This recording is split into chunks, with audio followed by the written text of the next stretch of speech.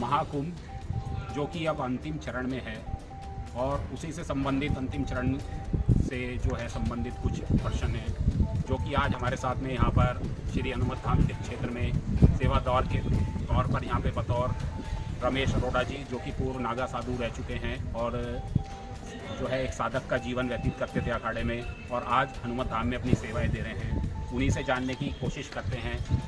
जी अरोड़ा जी, आपसे जानना चाहेंगे कुंभ का जो है समापन की ओर है अब जाना। कुंभ में लगभग और तीर्थयात्री अभी तक जो है पावन गंगा नदी में जो है डुबकी स्नान कर चुके हैं संगम तट पर। आप किस प्रकार देखते हैं?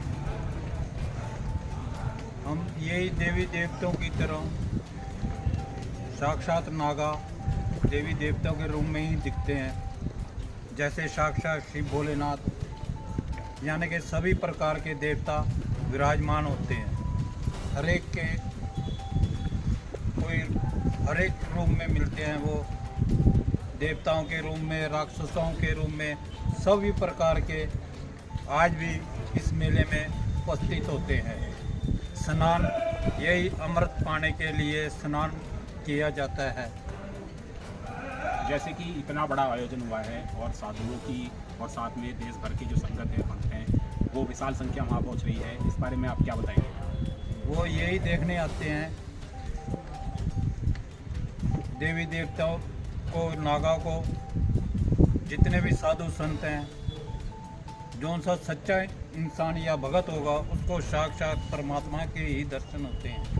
मनुष्य के द्वारा जो उसके कर्म होते हैं और कोई कर्म अगर उससे गलत हो गया है या पाप हो गया है, पुण्य अर्जित करने के लिए लोग पहुँच जाते हैं। क्या ऐसा सत्य है?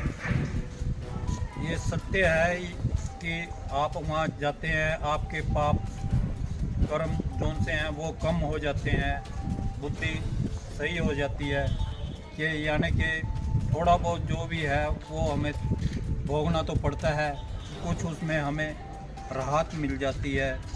जैसे रोगों से जितनी भी बीमारियां होती हैं वो कम हो जाती हैं। भोग तो हम भोगते ही हैं जो पाप दुष्ट कर्म किए हैं।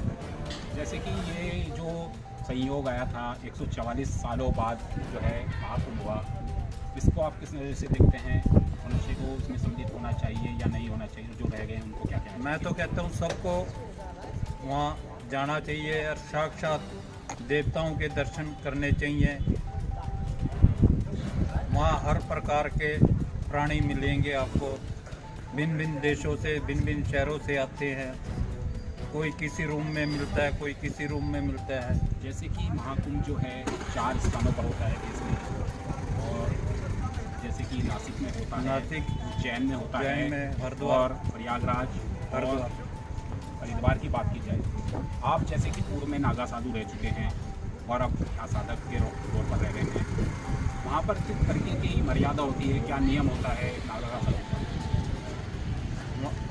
जैसे पुलिस में भी एसपी, डीसी, पुलिस वाला, एसएचओ वगैरह सारे होते हैं, वहाँ भी इसी तरह महामंडलेश्वर बड़े बड़े संत यानी के छोटे से लेके बड़े तक पूरे नियम होते हैं, क्योंकि उनका अपना ही वो होता है दंड देने का। छोटे बड़े सब साधुओं की सारी तरह वैसे ही नियम है, जैसे कि गवर्नमेंट के रूल हैं उनके भी ऐसे ही पूरे रूल हैं।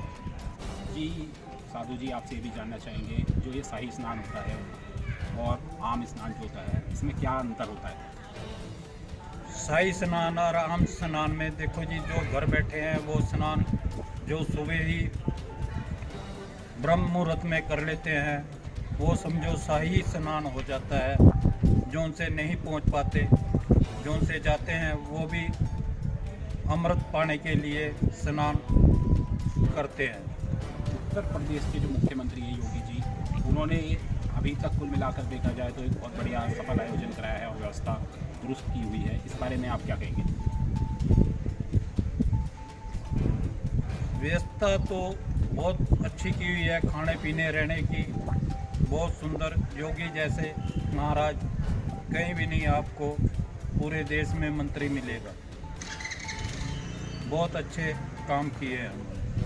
तो दोस्तों अभी आपने महाकुंभ जो कि अब समापन की ओर है और अंतिम स्नान जो है शिवरात्रि के दिन होगा, उसी बारे में यहाँ पर कुछ प्रश्नों के जो है जवाब दिए हैं यहाँ पर रोबा जी ने। और इसी के साथ हम हमारे साथ बने रहें। धन्यवाद।